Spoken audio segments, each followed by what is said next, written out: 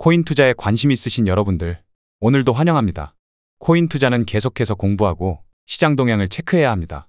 코인 투자는 전쟁과 같기 때문입니다. 세력들은 계속 우리를 속이려 들 것이고 개미들을 이용해서 유동성을 확보하려고 하겠죠. 우리는 세력을 이길 생각보다는 세력의 편에 서는 것이 중요합니다. 세력들의 움직임에 역행하기보다 해당 세력 움직임에 편승하는 것이 승리를 위한 지름길입니다. 그럼 오늘의 분석 브리핑 시작하도록 하겠습니다. 중동 지역의 긴장감이 높아지면서 비트코인이 6만 달러를 하회할 수 있다는 전망이 나왔습니다. 이번 하락은 추가 매수 기회가 될 수 있다는 분석입니다. 3일 가상자산 전문 미디어 더블록에 따르면 제프 캔드릭 스탠다드 차타드 디지털 자산 연구 책임자는 중동과 관련한 우려가 커지면서 비트코인은 주말 전에 6만 달러 이하로 내려갈 수 있다면서도 옵션 시장은 비트코인의 상승을 전망하고 있다. 대선에서 트럼프의 당선 가능성도 추가 매수 기회를 시사한다라고 밝혔습니다. 최근 옵션 시장에서 비트코인 콜옵션 포지션이 크게 증가했다는 관측이 나오고 있습니다. 그는 대리빗에서 행사 가격이 8만 달러이며 12월 27일 만기되는 비트코인 콜옵션은 미결제 약정 규모가 지난 이틀 새 1300BTC가 늘었다라고 말했습니다. 콜옵션 수요가 증가한 것은 많은 트레이더가 비트코인의 상승을 전망하고 있다는 것으로 해석할 수 있습니다. 그는 중동 지방의 지정학적 우려는 트럼프의 당선 확률을 높인다라며 잠재적으로 비트코인은 대선 이후 투심이 개선될 수 있다라고 덧붙였습니다.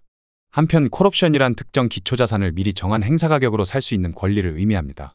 콜옵션 매수자는 만기일에 기초가 되는 상품의 시장 가격이 미리 정한 행사 가격보다 높을 경우 옵션을 행사해 그 차액만큼 이익을 볼 수 있습니다.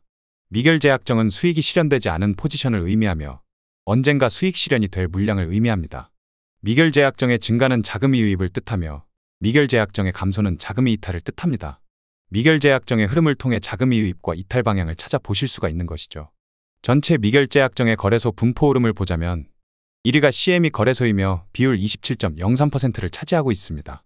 2위는 바이낸스 거래소이며 비율 22.17%를 차지하고 있습니다. 3위는 바이비트 거래소이며 비율 14.90%를 차지하고 있습니다. 비트코인이 또 주춤 단기 눌림이 진행되자 투자 심리가 며칠 만에 많이들 흔들리고 있습니다. 그러나 비트코인이 대불장으로 넘어가기 전에 유동성을 해소시키기 위한 단기 눌림 정도로 보이고요. 중장기 추세, 단기 추세는 모두 강세 추세로 매수 우위인 시장임은 틀림없겠습니다. 다음 달 금리 인하가 추가적으로 진행될 것이고 미대선도 다가오고 있죠. 시장의 유동성은 더욱 넘치게 될 것이고 코인 시장의 불장도 조만간이라고 보여집니다. 제가 점쟁이가 아니라서 정확히 저점을 얼마 찍고 반등할 것인지 그것까지 알 수 없겠으나 마지막 흔들기에 낙오되지 마시고 안전대 꽉 붙잡고 버텨내시는 게 중요하겠습니다. 가상자산에 있어 알트코인들의 상대적인 위치가 어디쯤인지 알 수 있는 알트코인 인덱스입니다.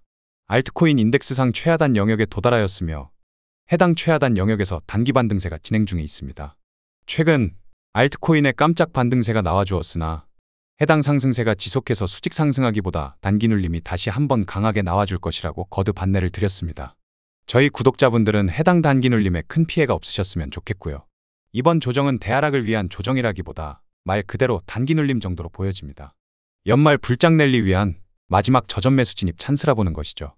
다만 우리의 문제는 저점의 가격을 정확히 몰라서 문제입니다. 저점 가격이 얼마일 것이라고 확답 드릴 수 없겠으나 비트코인 가격 기준 57,500에서 58,500달러 부근이라면 연말까지 스윙으로 끌고 가는데 가장 최적의 진입 구간이 되지 않을까 전망하고 있습니다. 알트코인 불장 오면 모두 아시겠지만 플러스 30에서 50%씩 금방 상승합니다. 지금 잘 대비해 놓으셔야 푸근한 연말 보내실 수 있겠습니다. 해당 점유율 차트는 가상자산 시장에 있어 비트코인이 가지고 있는 점유율과 알트코인이 가지고 있는 점유율을 살펴볼 수 있는 차트입니다. 아직까지 시장의 알트코인의 영향력이 상당히 낮으며 비트코인이 주도하고 있음을 보여줍니다. 비트코인의 점유율은 한없이 상승하는데 알트코인의 점유율은 감소하고 있기 때문이죠.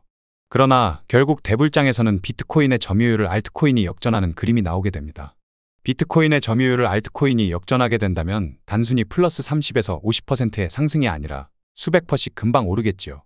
2024년 4분기와 2025년에 주목되는 알트코인 테마로는 디파이 섹터와 중국 계열의 테마가 될 가능성이 높습니다. 금리 인하는 시간 지남에 따라 추가적으로 진행이 될 수 있겠고 그에 따라 디파이 섹터가 직간접적인 득을 보게 되겠죠. 혹 포트폴리오 구상을 하시는데 종목 고민이 되신다면 디파이 혹은 중국 계열의 코인을 한두 개 정도는 넣어보셔도 되겠습니다. 이제부터 비트코인의 심층 분석을 안내드리겠습니다. 중장기적인 거래 전략을 모색하기 위한 주간 차트입니다. 주간 차트상의 오더플로우 흐름은 강세 추세입니다. 최근 3주간 연속 양봉이 발생하였고 직전에 고점까지 경신하며 매수층 유동성을 해소시켜 주었습니다. 지금은 직전 고점의 유동성을 해소시킨 것에 대한 차익 실현과 유동성 수입 과정이 나오는 것이라 보고 있고요. 중장기적인 시장 구조는 여전히 강세 추세가 지속되고 있기에 중장기적으로 투자 접근하시는 분들은 아직 크게 걱정할 구간은 아니라고 보여집니다. 해당 차트는 비트코인의 일봉 차트입니다. 일간 차트상의 오더플로우 흐름은 약세 추세가 진행 중입니다. 최근 비트코인이 단기 눌림이 진행되니 또 코인 시장이 끝났니 말았니 하면서 비관적인 얘기가 많이 나옵니다. 글쎄요. 저는 이번 단기 눌림만 잘 버텨낸다면 비트코인은 7만 달러 이상 상승세를 견인할 것이라고 보여집니다. 그렇다면 오히려 지금 단기 눌림에 저점 매수할 찬스에 기뻐해야 되지 않을까요? 뭐 아직까지는 일봉상 고점을 경신한 것도 아니니 조금 더 지켜봐야겠지만요. 최적의 매수 진입 구간은 57,500에서 58,500달러 구간이라고 보여지는데 해당 저점 매수 가격까지 내려올지는 모르겠습니다. 해당 차트는 비트코인의 4시간봉 차트입니다. 4시간봉 차트상의 오더플로우 흐름은 강세 추세입니다. 최근 비트코인의 상승 흐름으로 고점을 경신하며 시장 구조를 강세 추세로 전환시켰습니다. 현재 조정 흐름은 유동성 해소에 대한 단기 눌림이라 보여지고요. 지금은 매수에 대해서 고민해야 될 구간이지 매도에 대해서 고민할 시기는 아니라고 보여집니다. 4시간 봉상 수요존이 57,500에서 58,500달러에 형성되어 있는데 해당 수요존은 만인의 지지레벨이라고 보시면 되겠습니다. 해당 차트는 비트코인의 1시간봉 차트입니다. 1시간봉 차트상의 오더플로우 흐름은 강세 추세입니다. 중장기 추세와 단기 추세는 견고하게 강세 추세를 유지하고 있습니다. 큰 틀의 강세 추세 속에서 내부적인 조정이 진행되고 있을 뿐이죠. 강세 추세라고 무한정 수직 상승만 나는 게 아닙니다. 가격이 상승하면서 단기 눌림과 조정은 필연적으로 나오게 되죠. 우리는 그러한 단기 눌림과 조정 구간을 잘 활용하셔야 좋은 수익으로 연결될 수 있을 것입니다. 1시간 봉상으로도 주요한 수요존은 57,500에서 58,500달러 부근으로 해당 가격대에 대한 지지 신뢰도를 한층 더 높여주고 있습니다.